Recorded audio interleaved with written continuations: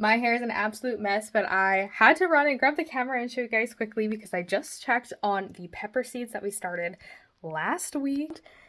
And we have our very first seedling coming up, the very first seedling of 2023. I am so excited. So now that this seedling has come up, you no longer have to keep the cover on your seedling tray because the others should be coming up soon. And it's more important that this seedling gets the airflow and the oxygen to start getting a stronger root system than it is to worry about keeping the other ones super, super moist. I also just noticed that that one right there is just starting to peek through as well. So that is great because this one is a bell pepper and this one is one of the jalapeno peppers. All right, this is so exciting. I will definitely keep you guys updated. I'm going to take some pictures really quick, toss them up on Instagram, and you'll be seeing this clip in the next YouTube video.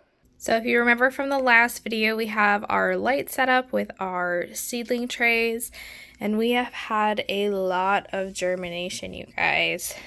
So these two rows here are the bell peppers, and almost all of them have come up. Really, it's only just this one cell.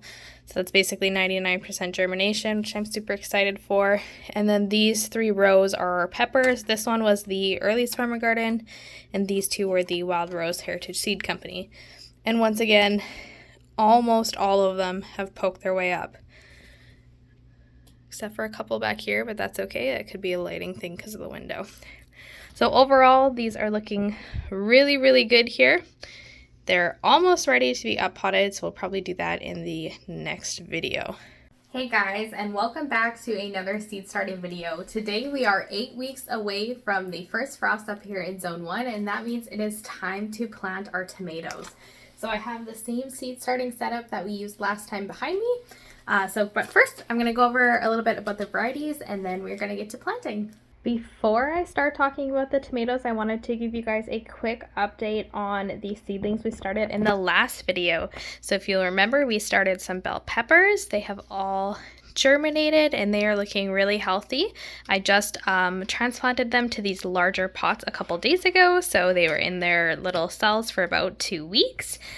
And then down here, we have the jalapenos. So once again, they've also been potted up. And they are looking good. I actually had a really cool one. It has 3 leaves instead of 2. So I'm not really sure what caused that, but I have some really strong looking ones here. And I'm really looking forward to seeing how they do. Since I had such good results starting the peppers upstairs with the warmer temperatures, I did decide to move my entire seed starting setup into our guest bedroom currently. It just seemed to be really effective, and so I'm going to run with it and see how it goes for this year. But back to tomatoes. Fun fact, I do not like eating raw tomatoes. I absolutely cannot stand the texture. I'm not a particularly big fan of the taste either, but I grow a lot of tomatoes in my garden because I like the products that I can make with them, such as salsas, pasta sauces, pizza sauces, and other tomato products. I haven't delved into making any of my own ketchups, but that is something that I know people make and I'd be curious to try it one day. So normally I would say only grow in your garden the things that you're actually going to eat. And even though I don't eat the raw tomatoes, I do really like the products that they make once they have been safely preserved. So with that being said, there are 3 different varieties I'm going to be starting to try out in my northern garden. The first one is the very first tomato variety that I ever tried growing, and I actually grew these in containers in zone 3B, just in 4-liter pots, and they did super well for me. I planted I want to say 10 tomato plants, and I think I ended up with almost 40 pounds of tomatoes from those 10 individual plants, and that is the Subarctic Plenty. I happen to buy them from Mackenzie, but I don't know if they're available other places as well. So we are going to be starting some of these today. If you remember from referencing my seed starting book and the amounts, so I am wanting to end up with 10 tomato plants for this summer for the garden. So normally that means I would jump up and plant about 15 just to make sure in case there's some bad germination. But because I have multiple varieties and I don't know exactly how well each variety is going to do, I'm going to up it and actually plant 20 today. And that is simply so if one variety just completely fails to germinate, I still have the 15 that I wanted to be able to move the 10 healthiest into my garden and then have potentially a couple extras to either give away, or maybe I can convince my husband to build another garden box and we'll plant them too. Yeah, so the first one we're starting with is the Subarctic 20. It is like a slicer tomato. It's very true to the image here. Really round, smooth tomato. It does have a bit of juice, but other than that, it is a really great one to try for colder zones in Canada. So moving on, the next two varieties I have are from Wild Rose Heritage Seed Company. I have said this so many times, I love their packaging because it's a zipper pouch, so you never have to worry about seeds falling out in the bottom of your storage box and not knowing what they are. So the first one is, I'll talk about the Maria's Hungarian Paste Tomato. Paste tomatoes typically have less seeds and kind of juicy part and more of the fleshy part of the tomato. So they're really good for things like sauces, anything that you want a little bit thicker. And I am wanting to do more sauce making in the future, so that is why I'm doing two tomato varieties that are more of a paste tomato. These ones are also indeterminate. I should mention this Subarctic 20 is a determinate tomato, and all that means is that it's not going to continually produce as long as there are the right environmental conditions. That one will peter out at some point, whereas these ones, as long as they have temperature, heat, and water, they will just keep on producing and producing and producing. And usually that means for us northern zones that we need to trim them at the getting close to end of season so that the fruit actually starts to ripen. But I can go into that way more detail once we actually get into the garden this summer. So now that I've made like 2 tangents already, I think, in this single variety, back to the Hungarian Paste Tomato. I've not grown this yet. I think I maybe tried to start some of these and it didn't go super well last year, but I honestly cannot even remember. That's why it's good to take notes. So yeah, we are going to be starting 5 of these. We are going to be starting 10 of the Subarctic 20 tomatoes just because I know they do well in colder climates, and since this zone is so much colder than my previous zones, I'm just sticking with my tried and true variety. And then finally we have the Super Italian Paste tomatoes. Once again, they're paste, really good for sauces, and these ones I did grow last year. I grew them in zone 3A and they did pretty good. There wasn't a lot of fruit that was ripening by the end of the season on the vine. I had to bring them all inside and ripen them, but they produced a lot of fruit and a really good size of fruit as well. So I'm definitely curious to see how these ones do up here. Yeah, all of the tomatoes are going to be going into the hoop house. I still don't have that built. That is going to be in an upcoming video. But the goal there is to try to get them a little bit hotter and a little bit longer of a season, just so that they're not really restricted to that kind of 75 days, especially because the paste tomatoes, like the Italian paste tomato, is about an 80-day variety. So that's already kind of pushing it for the season. The Maria's Hungarian Paste Tomato is a 78-day variety. And the Subarctic Plenty is a 40 to 59-day variety. So that is also why I'm doing more of these, because it has a much shorter maturing season, and so I should be able to get a lot more fruit off of it sooner than I will these two. I just like the texture of these two better, which is why I'm still growing them. So I already have my tray watered. I have my little leftover tags from last year to mark out the rows. And so we are just going to do 5 tomatoes per row, and we'll do 4 rows of them. So just like last video, if you haven't seen that, make sure to go back and watch it. I'll put a little link to it up in the video here somewhere. I'm just using this little dibbler to just make the tiniest of indents in the soil so that I can drop the seeds into it. And this is literally the exact same setup as the peppers were. I've got my T5 light that I picked up from Early's.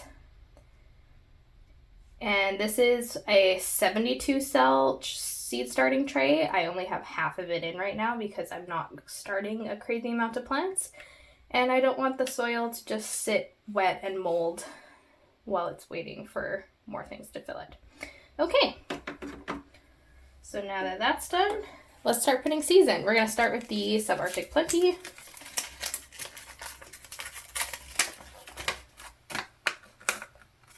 And hopefully I actually have 10 seeds. I probably should have checked. I'm definitely going to need to order more.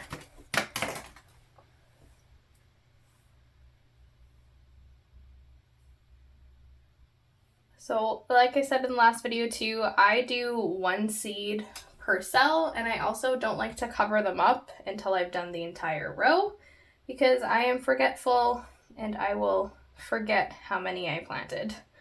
So I like to cover them up all at the end so I know I'm not missing any and don't accidentally double plant. So I only have 1 seed left, so I am just going to go ahead and plant it as an extra because it's not worth saving the entire container for 1 single seed. So we'll get a bonus one. Okay, so that is all the subarctic plenties and just covering them up with the tiniest amount of soil.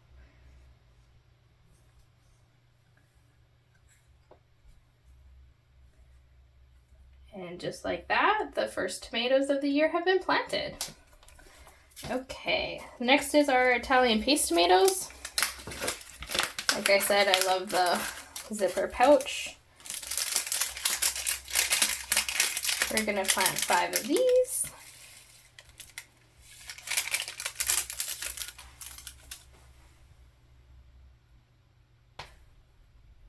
One, 2, 3, 4, 5. And you can definitely kind of play your strengths with picking the sort of best looking seeds from the package, especially when you still have a lot left. And if some extras stick to your fingers, don't worry about having a little bit extra. You can always separate them out after. I can also give you guys some germination updates from the last video. So if you'll remember, I wanted 6 bell peppers, and so I planted 10 of them. All 10 of them did come up, which really surprised me to have 100% germination, but that was awesome, and I was able to give some extras away to our neighbor who's just starting gardening for the first time.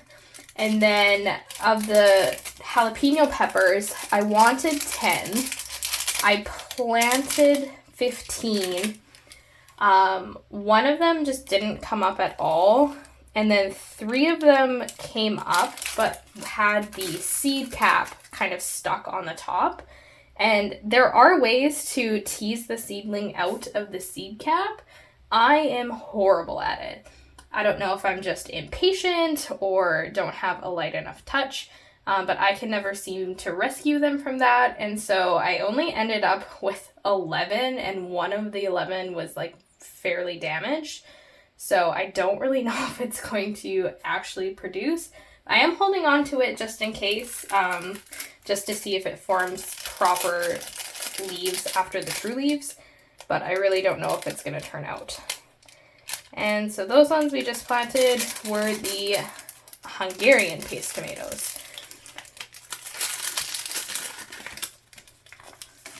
So we have our subarctic plenty, our Italian paste tomatoes, and now we have our Hungarian paste tomatoes. And that is all there is to this week's seedling video. It's nice and short. You'll already have seen this by the time you're listening to me talk, but I'm going to put the updates from the pepper seedlings as they were germinating in the video before this. So you'll have already seen that. And yeah, I think that's everything for today's video. Nice and short and sweet. So now we are going to have weekly seed starting videos for the next little while because next week we are going to be starting the cabbage and broccolini, and the week after that we get to start the zucchini. And then I think there's a gap there, but that's when I'm going to be putting up the hoop house.